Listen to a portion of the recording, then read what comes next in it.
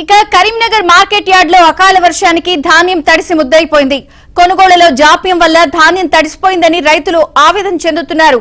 కొనుగోలు కేంద్రానికి ధాన్యం తెచ్చి నెల రోజులు దాటినా కొనుగోలు జరపడం లేదని మండిపడ్డారు. కనీసం గన్నీ బ్యాగులు ఇవ్వడం లేదని, వర్షాలకు కవర్లు కూడా ఇవ్వలేదని ఆవేదన చెందుతున్నారు.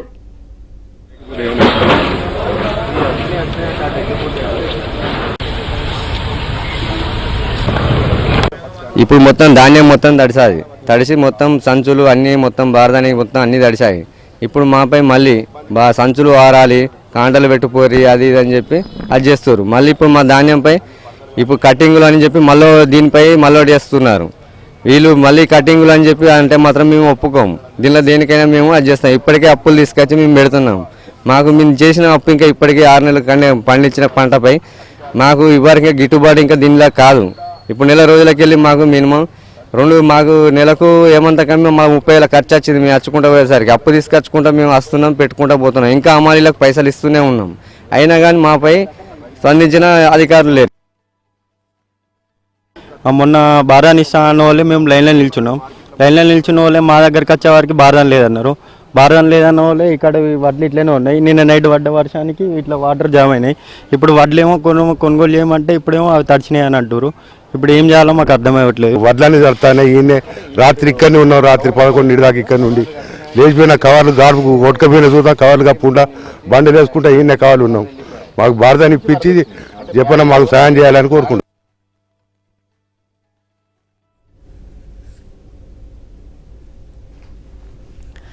ఇక జగిత్యాల జిల్లాలోనూ భారీ వర్షం కురిసింది. ఇబ్రహీంపట్నం మండలం బండలింగాపూర్ గ్రామంలోని ఓ తాటి చెట్టుపై పిడుగు పడింది. పిడుగుపాటుకు మంటలంటుకుని తాటి చెట్టు కాలిపోయింది.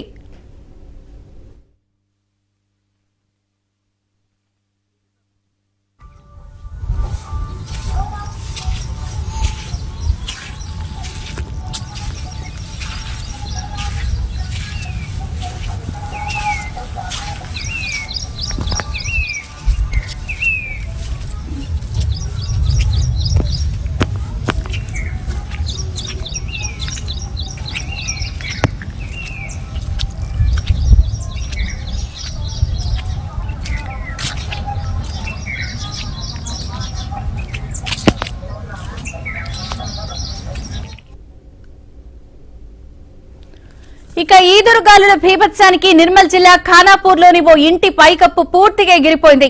ఖానాపూర్ పట్టణంలోని శ్రీరామ్ నగర్ కాలనీలో ఈ ఘటన జరిగింది. రేకులన్నీ 100 మీటర్ల దూరంలోని మరో ఇంటిపై పడ్డాయి. ఈ ఘటనలో 2 ఇళ్లలోని వారికి గాయాలయ్యాయి.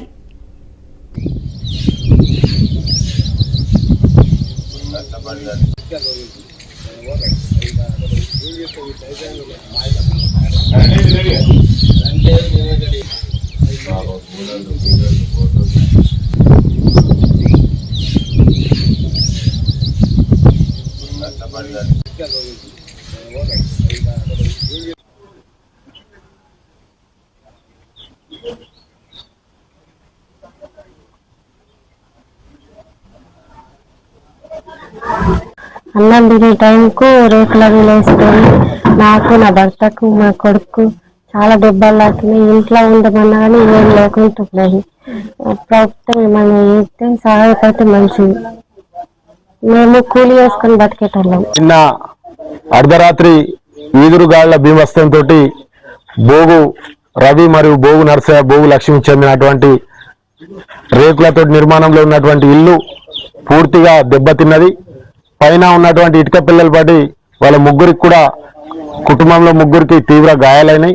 ప్రభుత్వం వెంటనే ఆదుకొని వారికి తక్షణ సాయం కింద వాళ్ళకు ఆర్థిక సాయం మరియు నిత్యావసర సరుకులు అందించాలని చెప్పి కోరుకుంటూ, అలాగే వాళ్లకు ఉండడానికి నీడ లేదు కాబట్టి వారికి వెంటనే ఇందిరమ్మ ఇల్లు కూడా ప్రభుత్వం కేటాయించాలని చెప్పేసి కోరుకుంటున్నాం.